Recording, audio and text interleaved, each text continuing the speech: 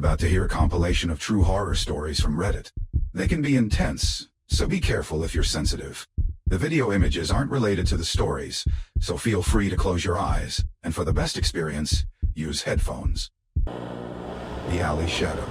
The flickering streetlight cast eerie shadows, but it was the silent, lone figure of the girl who sent chills down John's spine. It was late, and the decaying streets of Detroit were nearly empty. John, a recently divorced father, was heading home from another grueling day at work, haunted by the image of his daughter, who now lived with her mother. His loneliness gnawed at him, amplifying the darkness that surrounded him. As he drove past a narrow alley, his headlights briefly illuminated the girl. She stood there, unmoving, under the flickering light. Her eyes, wide and hollow, seemed to bore into him. John's heart raced. He pulled over, feeling an overwhelming need to help her. "Hey, are you okay?" he called out, stepping out of the car. The air was thick with the smell of decay, and distant sirens added to the city's constant hum. The girl didn't respond. She just stood there, silent and eerie. John approached cautiously, but as he got closer, she vanished into the shadows.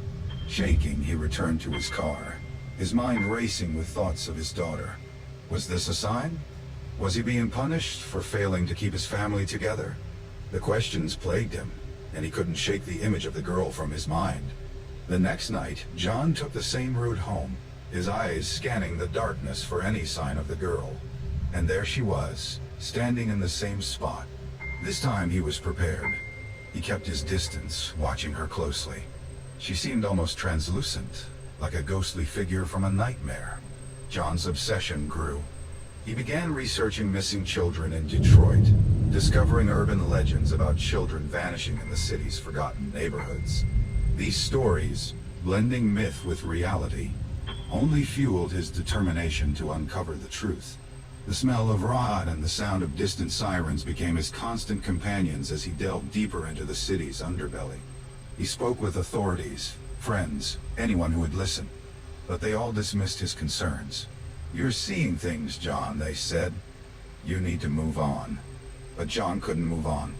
The girl's eyes, so hauntingly similar to his daughter's, haunted his dreams and waking hours. He found himself driving aimlessly through Detroit's abandoned streets, hoping for another glimpse of her. His growing paranoia and desperation isolated him from everyone he knew. One night, as he drove through a particularly desolate part of the city, he saw her again. This time she moved, leading him deeper into the maze of decaying buildings and flickering streetlights. John followed, heart pounding, senses heightened. The smell of decay was overpowering, and the silence of the night was broken only by his own ragged breathing. She led him to a crumbling warehouse, its windows shattered and walls covered in graffiti. John hesitated at the entrance, fear gripping him, but he pushed forward. Inside, the darkness was thick, the air stale and suffocating. He called out, but his voice echoed back, unanswered. Suddenly, a noise, a faint shuffling sound, came from deeper within the building. John's heart pounded as he followed the sound, his footsteps echoing ominously. The girl's figure appeared briefly in the distance, guiding him through the labyrinthine corridors. He reached a door at the end of a long hallway. It creaked open, revealing a hidden basement. The smell was unbearable, and the air was thick with the sense of something terribly wrong. John descended the stairs, his fear growing with each step. At the bottom, he found a room filled with makeshift beds, old toys, and tattered clothes. The realization hit him like a punch to the gut. This was where the missing children had been kept. The girl stood in the corner, her eyes locked on his, silently pleading for help. John's mind raced. He had to find out who was behind this. The city's dark secrets were unraveling before him, and he was determined to expose them. As he turned to leave, a shadow moved in the doorway. The leader of the trafficking ring stood there, a menacing figure in the dim light. John's showdown with the trafficker was imminent. The girl's silent guidance had brought him this far, but the true horror was only just beginning. John's heart raced as he faced the shadowy figure at the doorway.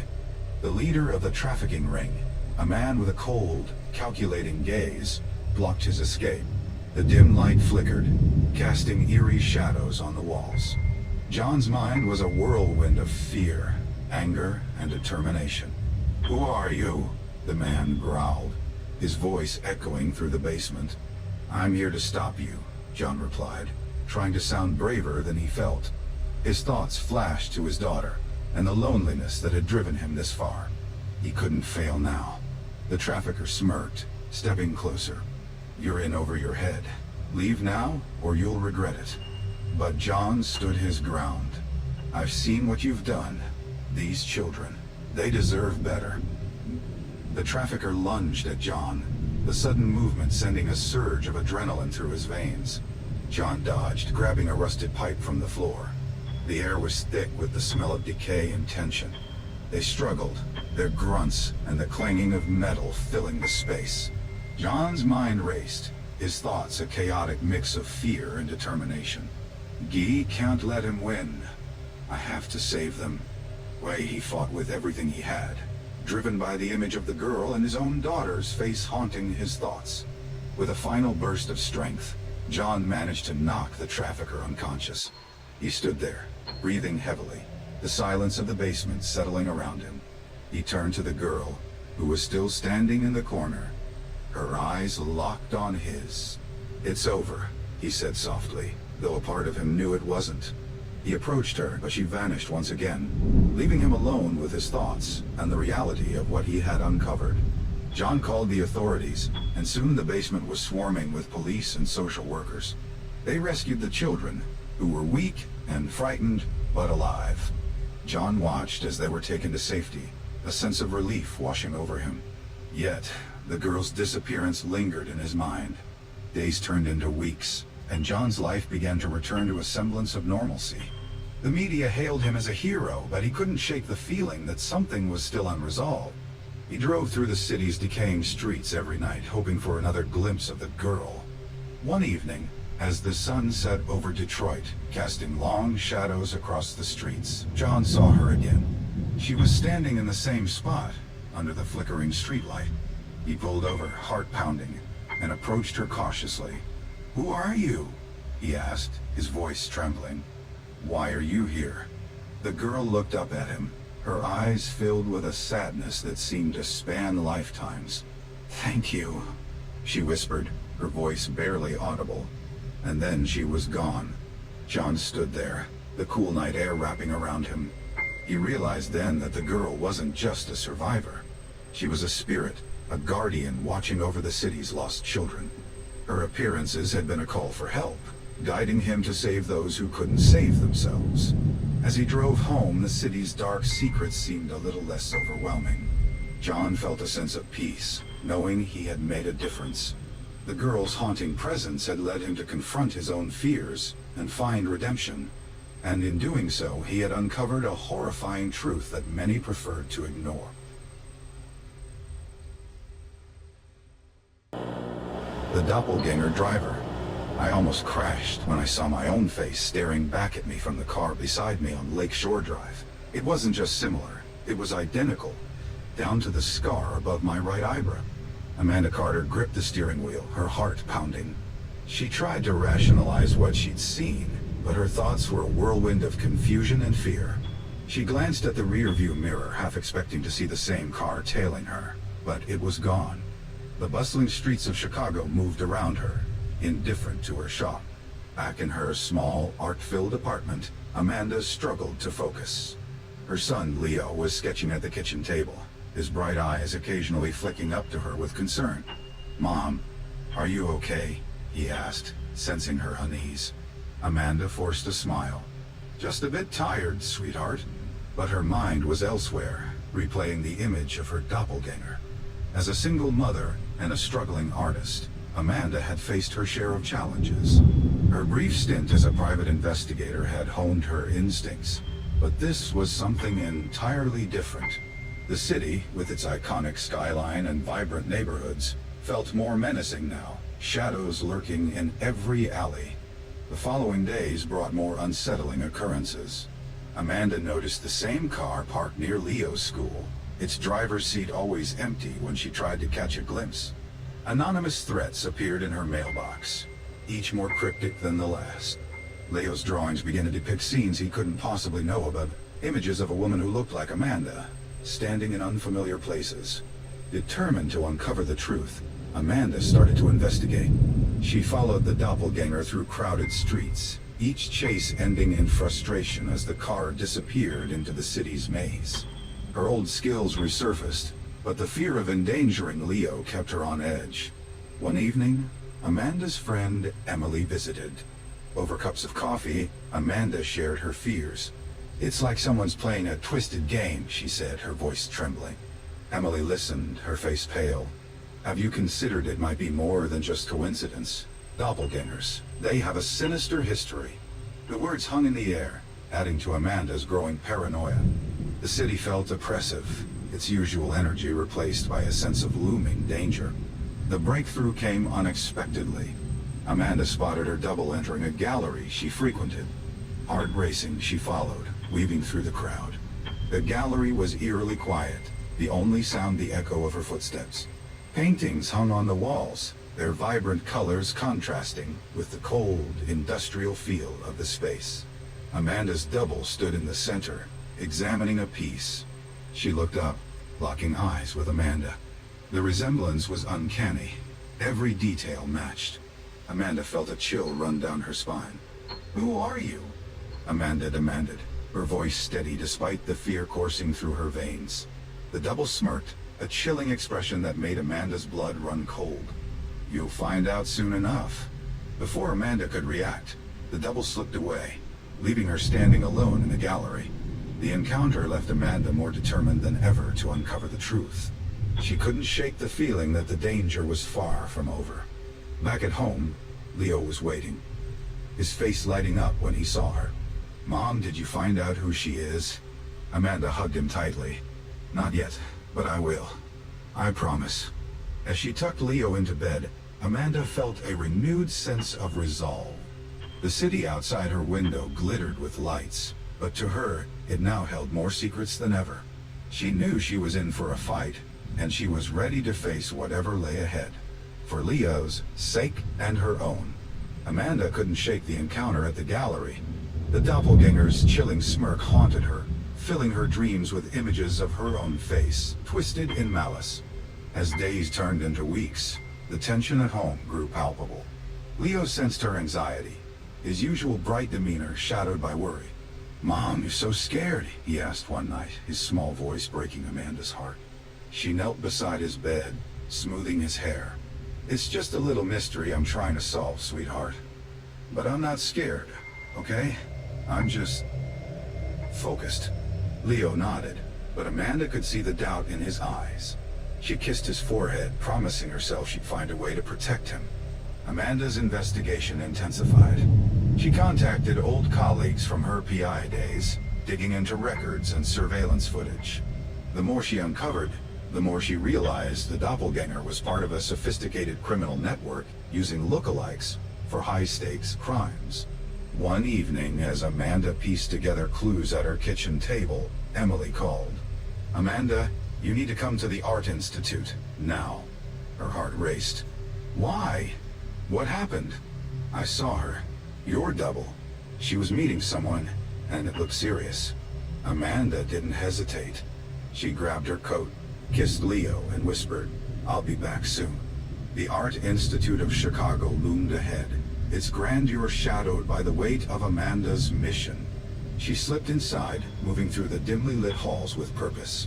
The familiar scent of polished wood and old paper filled the air, mingling with the soft murmurs of distant voices. Amanda spotted Emily near a large, abstract painting. "Where is she?" Emily pointed towards a secluded gallery. "In there. Be careful." Amanda's pulse quickened as she approached. Her double stood with a man, their conversation hushed and tense. Amanda stepped into the gallery, the echo of her footsteps drawing their attention. "Who are you?" Amanda demanded, her voice steady despite the fear thrumming through her veins. The man glanced at the double, then back at Amanda. "You shouldn't be here," he warned, his voice cold. Leave her out of this, the double said, stepping forward. This is between us. Amanda's anger flared. Why are you doing this? What do you want? The double smirked again, a mirror image of Amanda's own expression, but laced with malice. You were just an easy target. Your life was a perfect cover. Before Amanda could react, the man lunged. They grappled, the struggle fierce and desperate. Amanda's mind raced, her PI training kicking in. She twisted free, grabbing a nearby sculpture and striking the man. He fell back, dazed. Enough! Amanda's double shouted. You think you can stop us? You're just one person. Amanda's determination hardened. I won't let you ruin my life. The double laughed, a sound that sent chills down Amanda's spine. Your life? It's already ruined. Police sirens wailed in the distance, growing closer. Amanda's double turned to flee, but Amanda grabbed her, holding her tight until the authorities burst in. The double and her accomplice were arrested, but the ordeal left Amanda shaken. She stood in the gallery, breathing heavily, the weight of her victory mingling with exhaustion. Days later, as Amanda tried to return to normalcy, a letter arrived. No return address, just a cryptic message. We're always watching. Amanda's heart sank. She glanced at Leo, playing innocently in the living room. The threat was far from over, and she knew their lives would never be the same. The shadows of the city held more secrets, and Amanda realized she'd have to stay vigilant, always looking over her shoulder.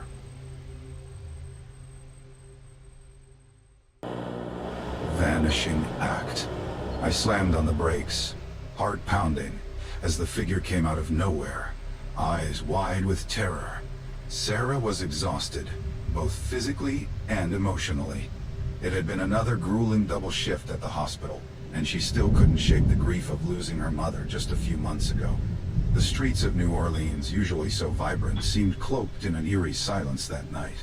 The fog hung thick in the air, muffling the sounds of the city and creating an oppressive atmosphere that pressed against her as she drove home. Her thoughts drifted as she navigated the narrow, winding streets. The old houses loomed in the fog, their ironwork balconies and shuttered windows taking on a ghostly appearance. The damp air clung to her skin, and the faint scent of magnolia mingled with the musty aroma of the Mississippi River. As she turned a corner, a figure suddenly appeared in her headlights, a flash of pale skin, eyes wide with terror. She slammed on the brakes, tires screeching against the wet pavement. Her heart raced, and she could barely catch her breath. She jumped out of the car, expecting to find someone lying on the ground, injured. But there was nothing. No one. Her hands trembled as she searched the empty street. "Hello?" she called out, her voice shaky and uncertain. The only response was the distant wail of a police siren, barely audible through the thick fog. She looked around, confused and frightened. Had she imagined it? Back in the car, she tried to steady her nerves. "Get a grip, Sarah," she muttered to herself.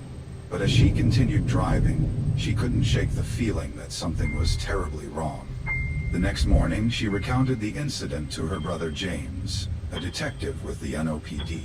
He listened patiently, but she could see the skepticism in his eyes. "Sarah, you've been through a lot lately. Maybe you just need some rest," he suggested gently. Her best friend Evelyn, a journalist always chasing the next big story, was more intrigued. What if there's more to this? She wondered aloud, her curiosity piqued. "I've been hearing rumors about people vanishing around here. Maybe it's connected." Sarah shook her head, trying to push the thought away. But the image of those terrified eyes stayed with her, haunting her, even in her dreams. Over the next few days, strange things started happening. She saw the figure again, this time in her rearview mirror, just a fleeting glimpse before it disappeared into the fog. Cryptic messages began appearing on her phone, texts from unknown numbers that made no sense but filled her with dread. "Help me," one read. "They're coming for you," said another. Her apartment, usually a sanctuary, began to feel like a trap. Doors she was sure she had locked were found ajar. Objects moved from their usual places. The atmosphere grew heavy with a sense of foreboding, each creak and groan of the old building amplifying her paranoia. James tried to reassure her, but his protective nature couldn't mask his doubt. Evelyn, on the other hand, was determined to get to the bottom of it. "There's something bigger at play here," she insisted, her investigative instincts kicking in. "We need to figure out what's going on." One night, as Sarah sat alone in her dimly lit living room, she felt a chill that had nothing to do with the temperature. She glanced out the window and saw a shadow move through the fog. Her breath caught in her throat. She knew she wasn't imagining things. Someone, or something, was watching her. Her phone buzzed, breaking the silence. Another message. "Look behind you." She froze, fear gripping her heart. Slowly, she turned her head, dreading what she might see. But there was nothing there. Just the oppressive darkness and the faint outline of the city beyond her window. Her mind raced, trying to make sense of it all. What was happening to her? Why was she being targeted? As the days turned into weeks, the sense of unease only grew stronger. Sarah's world was unraveling, each new occurrence pushing her closer to the edge. She knew she had to find answers, but the path ahead was shrouded in mystery and danger. And in the heart of New Orleans, where the past never truly dies, the line between reality and legend was about to blur in the most terrifying way. Sarah sat in her living room, the shadows dancing across the walls as the flickering candlelight struggled against the darkness. The events of the past few weeks weighed heavily on her mind.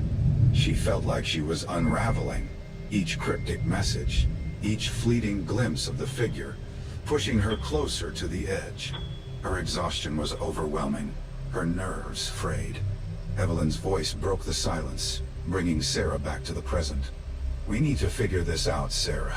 There's something connecting all these disappearances, and it's not just in your head." James, sitting across from her, rubbed his temples. "Evelyn, this is getting out of hand. We should focus on keeping Sarah safe. This obsession with urban legends isn't helping." The tension between them was palpable. Sarah felt torn between her brother's skepticism and her friend's relentless curiosity. "James, I saw something.